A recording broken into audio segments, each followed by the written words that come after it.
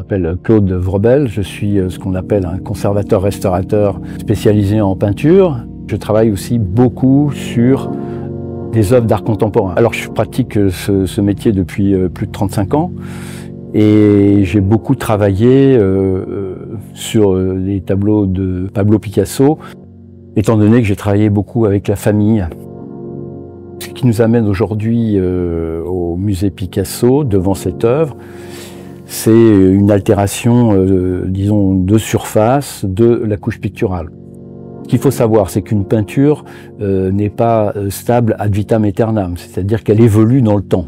Et donc là, actuellement, on a donc ces blanchiments de surface qui apparaissent en particulier dans la partie donc ocre et sur les noirs.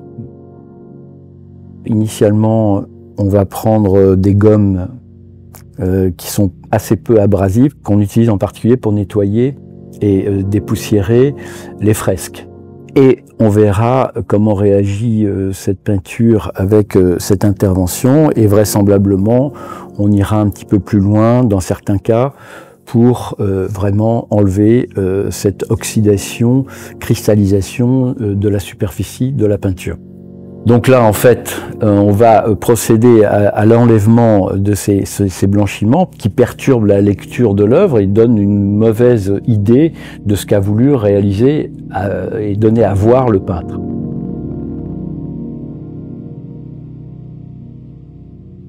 On procède toujours par étapes. On va du moins interventionniste au plus interventionniste.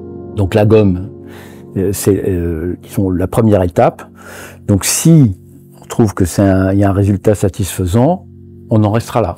En revanche, bon, ce qu'on peut remarquer, c'est que dans les zones qui sont très peu empâtées, ça marche très bien.